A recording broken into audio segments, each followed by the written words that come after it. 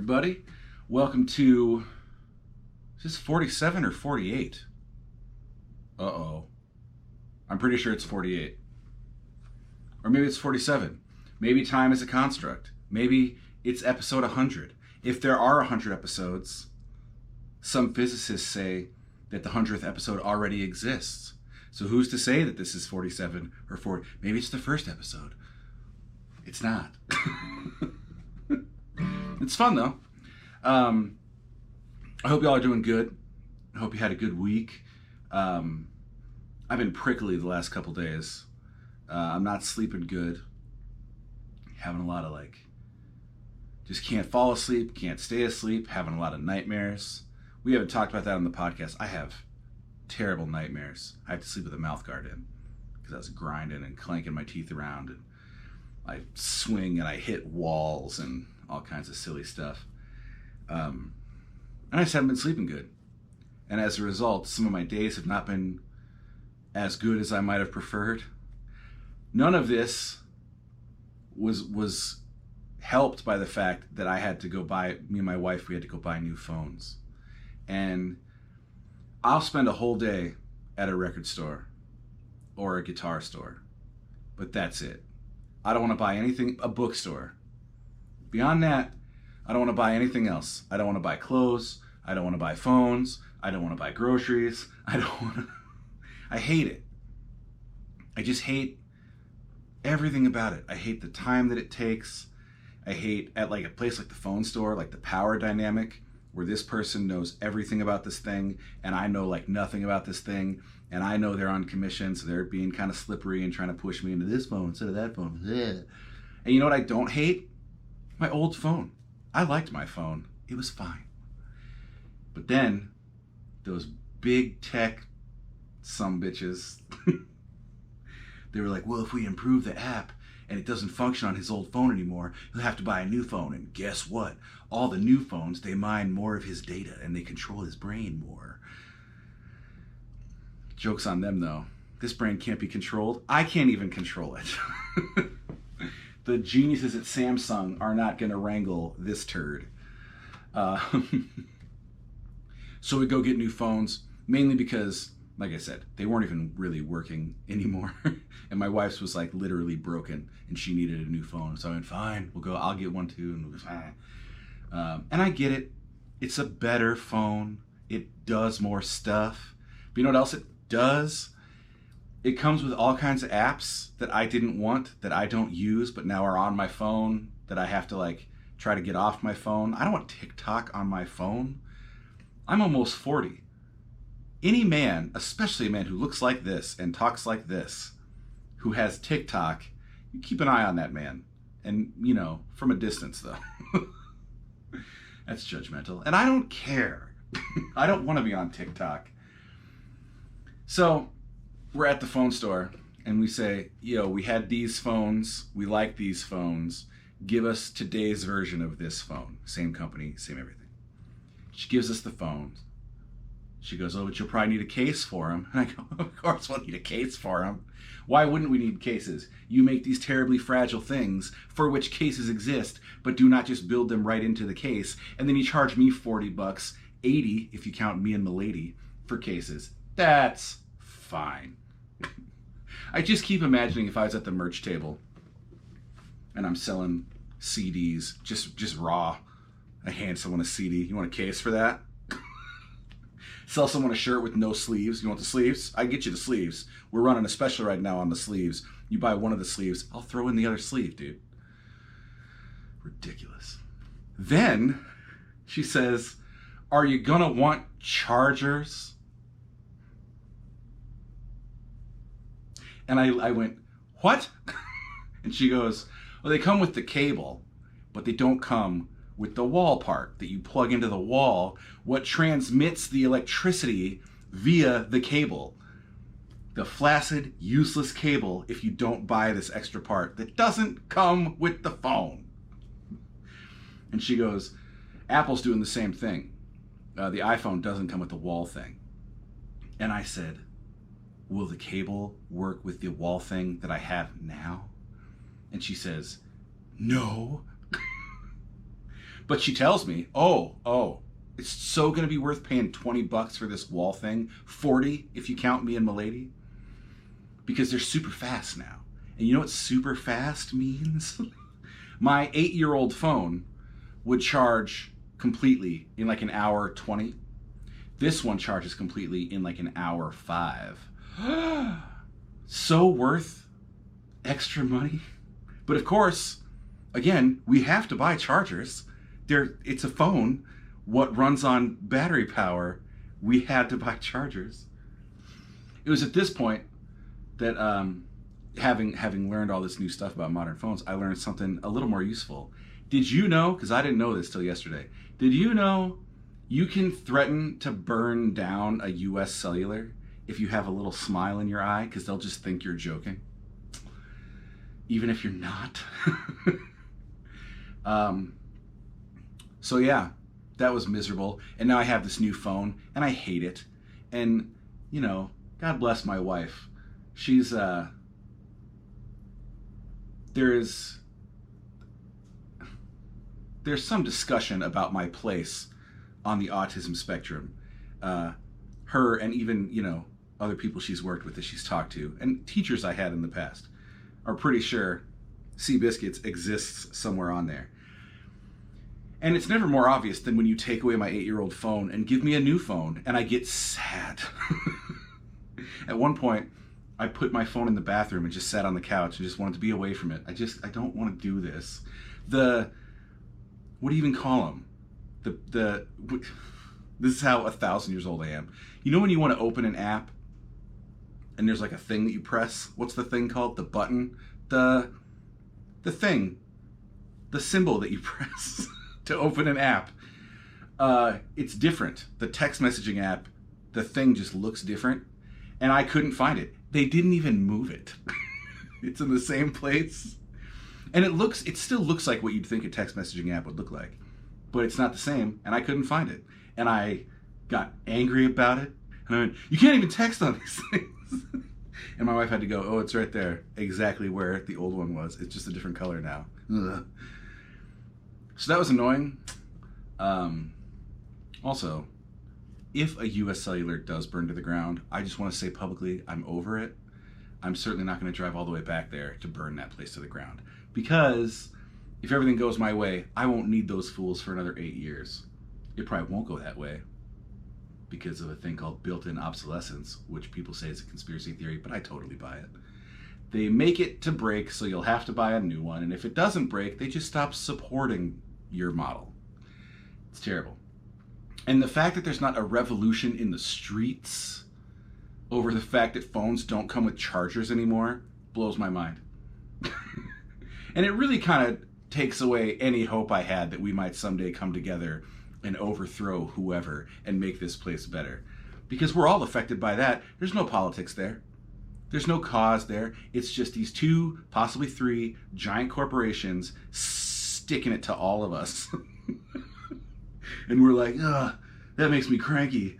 But halfway home, you're sitting in the passenger seat looking at all your new games on your phone, and you forgot the monumental screw job that just took place. So I got a new phone. And yeah. Speaking of feeling that way, feeling prickly, feeling like I had a cactus in my cup holder, I'm gonna take a drink of this coffee first. I gotta settle down. I have switched to decaf because it's past noon. That's my new thing. I'm trying to sleep better. Is that terrible for you guys? Can you hear me like slurping? I hate that. Stephen Colbert did this commercial during the Super Bowl where he was like really closely mic'd and he was eating wings, and it made me wish I was dead. Just, that was terrible. I don't even want to do it. I don't even want to impersonate it for you guys because it's so awful.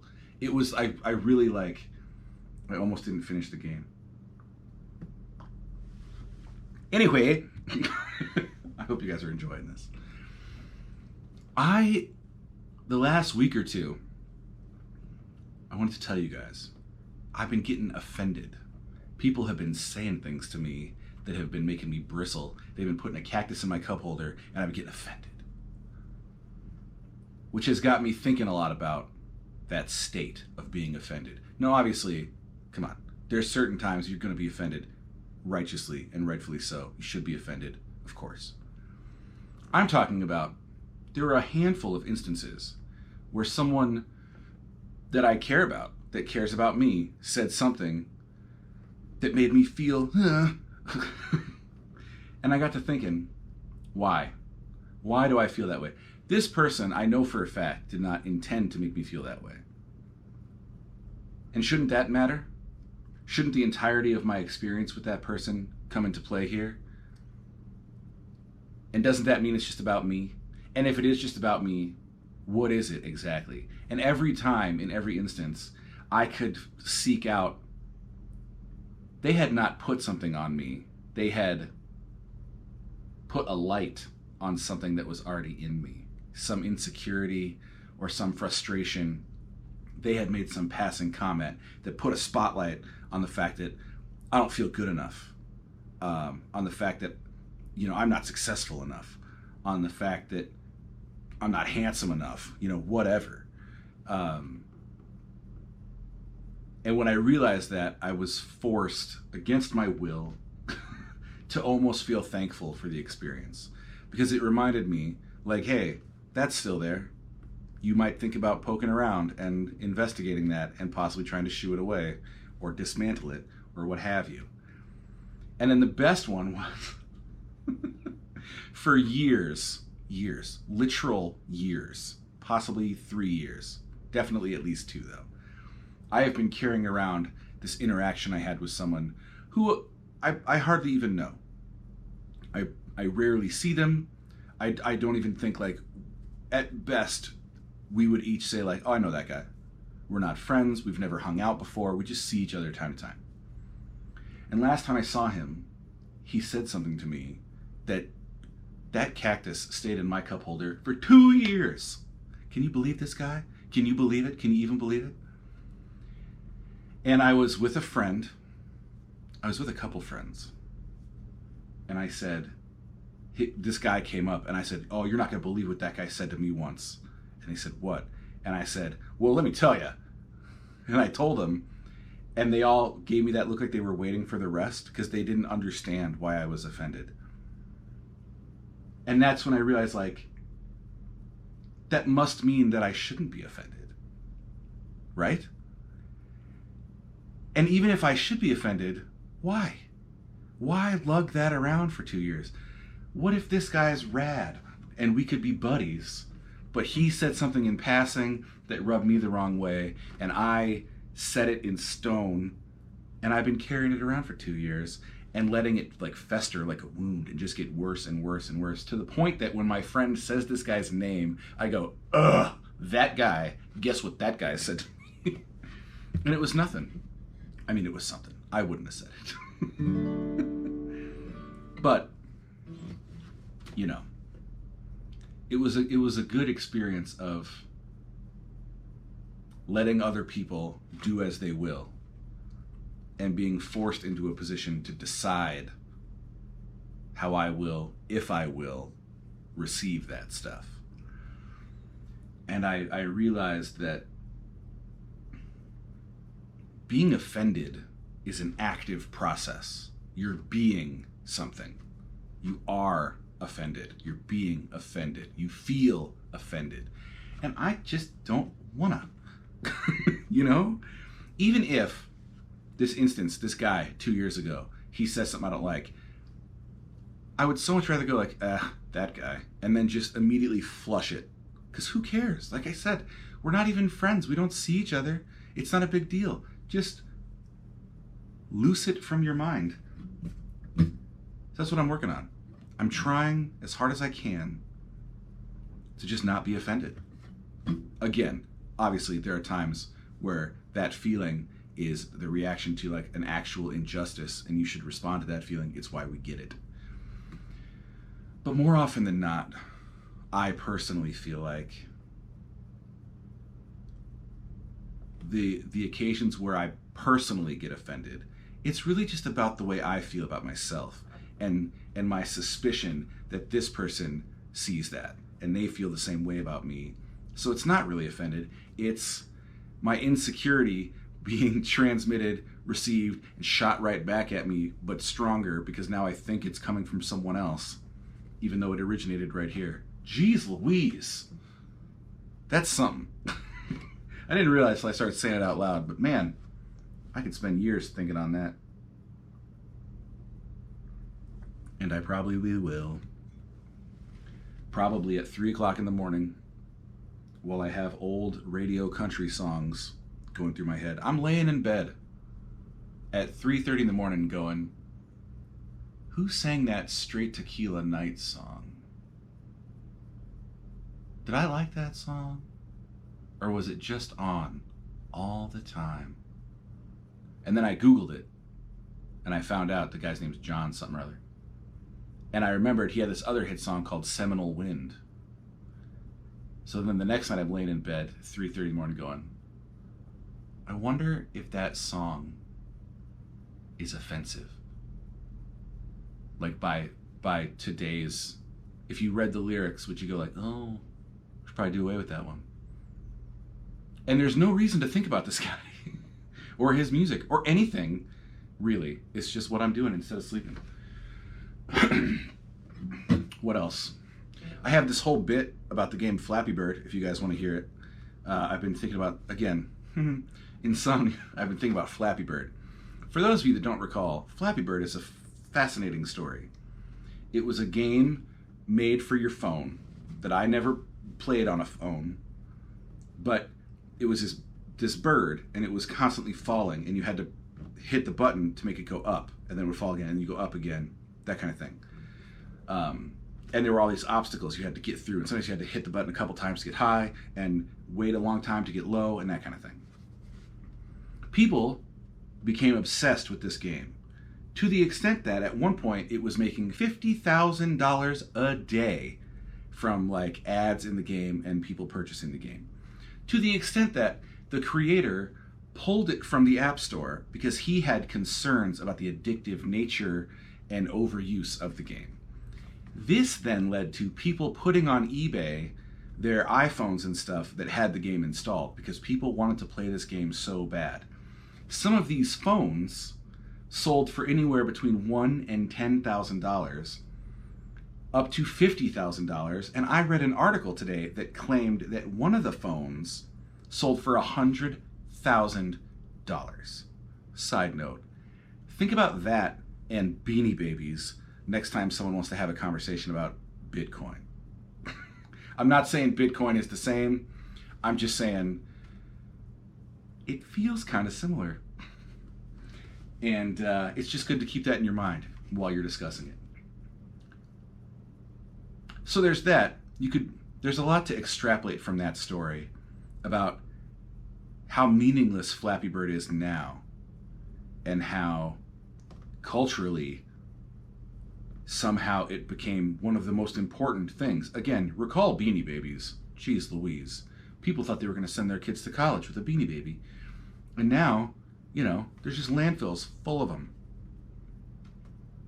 But then I was really thinking about the way you play the game. And I was thinking about the only time I have played the game is there was an arcade version of it.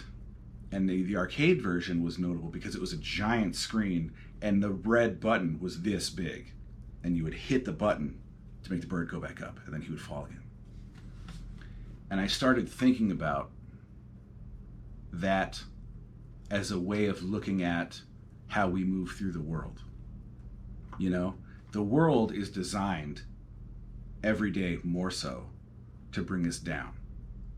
And we hit this big red button with a good meal or a great song or a hug or a conversation with our son or a late night chat with our wife or a road trip or whatever, a new guitar. And then I got to thinking about maybe the trick to life is to not need that button to be cartoonishly large. What if there's a way to feel about a really good cup of coffee as profoundly as you feel about seeing the Grand Canyon? And I don't even know if that would be a good thing, because I don't know if that has to diminish the Grand Canyon to a degree. But I do think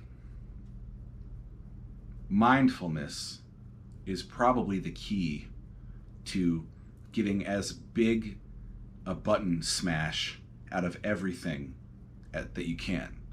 You know, don't just slam your coffee because it wakes you up. Buy good coffee that you're excited to drink, and maybe take just a second to only be drinking your coffee.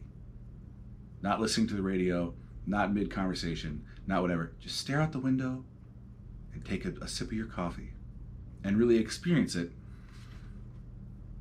And the more I started thinking about that, the more I realized how many things there are in this world that every day is more designed to bring us down, that could press our button.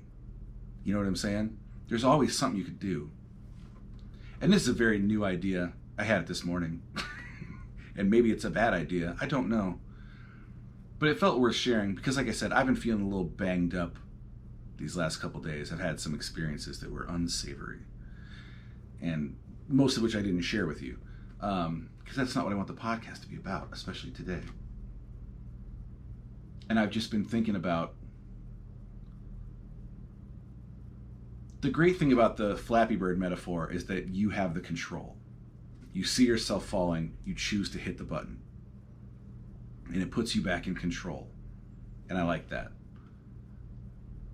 And I think to some degree, you might even say, like, you know, there's bad things like drugs could hit your button, and drug addiction is just people that never stopped hitting the button.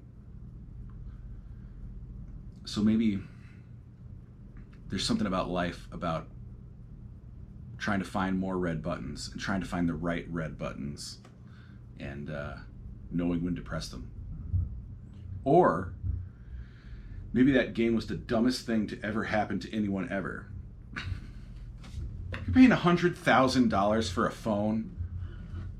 I don't want to live in a world that someone who's dumb enough to pay $100,000 for a phone because it has Flappy Bird on it is also somehow successful enough to have that money in the first place.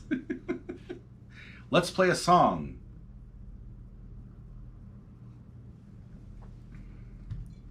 This song is called Where We Rest, and the few times we've played it on stage, we haven't done it a ton. I think we'll do it more moving forward because it came up in rehearsal and we all really liked it. But the few times we played it on stage, I would just say, this song's called Where We Rest, and it's a hymn for the rest of us, because it does melodically recall some of the old church songs I grew up singing, but lyrically it kind of specifically goes in the other direction, that like it's not anti anything for sure, but it's just, let's have some for the rest of us, you know? I sort of wrote it about feeling fulfilled being yourself, you know, with whatever you're doing and whoever you're doing it with and who you're loving and all that kind of stuff. And sometimes the culture around these types of songs makes us feel bad about being who we are. And I wanted to write one of those types of songs that did the other thing. And it feels good to sing because it reminds me of those. I love those songs, you know. I love when Johnny Cash or Tom Waits takes me to church a little bit. So this song's called Where We Rest, and it's a hymn for the rest of us.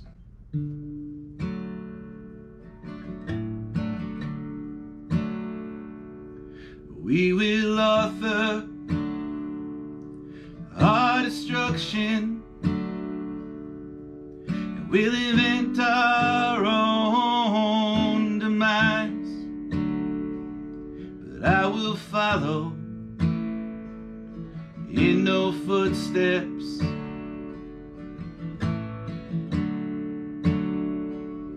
'cause I've heard tell of a bloody vengeance. I've heard it's coming for me, but that ain't no song that I'll sing.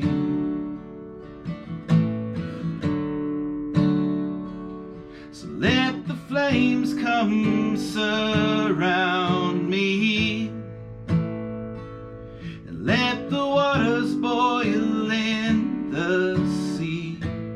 And let them tell me what's wrong with the song I sing, and I will drown them out singing with you.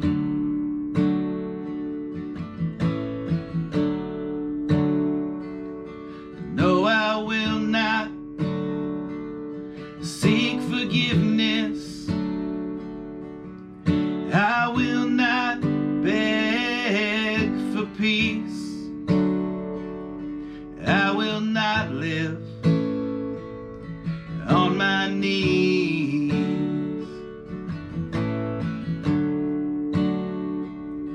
Where we rest, be it sweet and low, or in some heaven on high,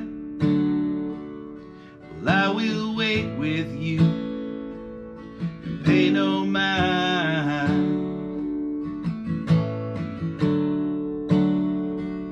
So let the flames come surround me. Let the waters boil in the sea.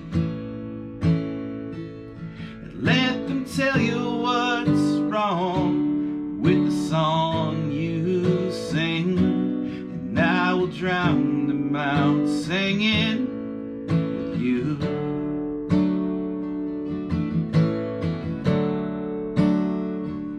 So let the flames come surround me.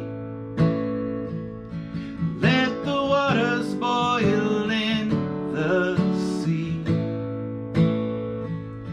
Let them tell us what's wrong with the song we sing, and I will drown them out singing with you.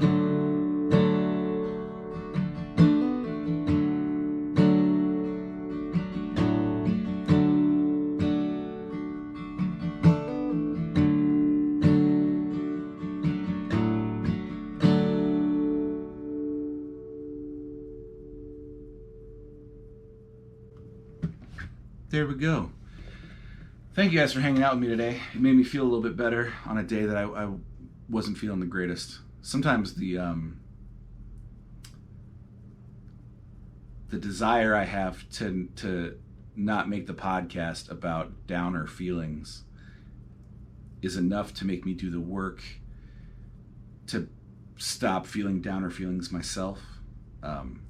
Either because I have something to do right now. I can't think about this silly little things bring me down. I gotta shoot the podcast. Or, you know, I talked last week about the things I teach my son. Just hearing myself say them out loud, I'm relearning them myself. And I would wager just about everything I talk about on the podcast is something I could do with hearing myself.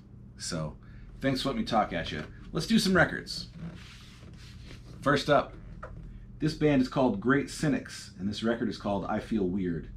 Great Cynics are a three-piece. They're from England. They're jangly, kind of rock and roll, but with like a real serious folk element in the writing. Like all these songs would work with just a voice and an acoustic guitar, but they do it up real nice with some energy and some jangle, and I love it. And I would have recommended their first record, but here's a lesson for you. It ain't on Spotify. And there are a small handful of records I've wanted to recommend on the podcast, but I haven't because they're not on Spotify and YouTube, so you can't go listen to them unless you just take the plunge and buy it, which you should do time to time. In the meantime, listen to Everyone's a Little Bit Weird by Great Cynics. It's a good song. Up next, oh buddy. This band is called Listener, and this record is called Wooden Heart. And I listened to the title track on this record today called Wooden Heart. And I had myself a quiet little cry because it was beautiful. And it just got in, you know? So listen to Wooden Heart, the song from the record Wooden Heart by the band Listener. They're a different kind of band. It's almost spoken wordy, and he has a very unique voice, and these are all reasons that you should listen to it, because hopefully it'll be so different that you will gravitate to what you're familiar with, which is words, and you'll hear what he's saying, and you'll understand why it made me cry today. Because it's beautiful, and it was comforting, and it was an acknowledgement of the not so good things I was feeling, and Ollie and I were talking the other day, and I said, well, it's kind of a sad song, but like a different kind of sad. And he goes, oh, that kind of sad that just makes you feel good because you're feeling? And I was like, God dang it, man. Who taught you how to be like this? That's amazing. I dare not take any credit for it, though. He's a special kid. He's got a good mama. So yeah, in the meantime, don't get so worked up if you can. Don't be offended if you can. You being offended is just you paying somebody else's toll. You know, they did something. That's on them. And maybe they didn't do anything at all. Maybe they did you a favor by reminding you that you have some feelings that need to be addressed about yourself. In the meantime, shows are coming back real soon, and I'm going to come play for you guys. I wish we were together more often. I've been obsessed with this idea of doing this podcast live and what that would look like. I wish we could all sit in a big room and listen to this listener song right now, for example. Or I wish I could have friends come be a part of it and maybe play you one of their songs and that kind of thing. I wish I could take questions. It's one of the things I love about house shows, is I take questions and there's a back and forth.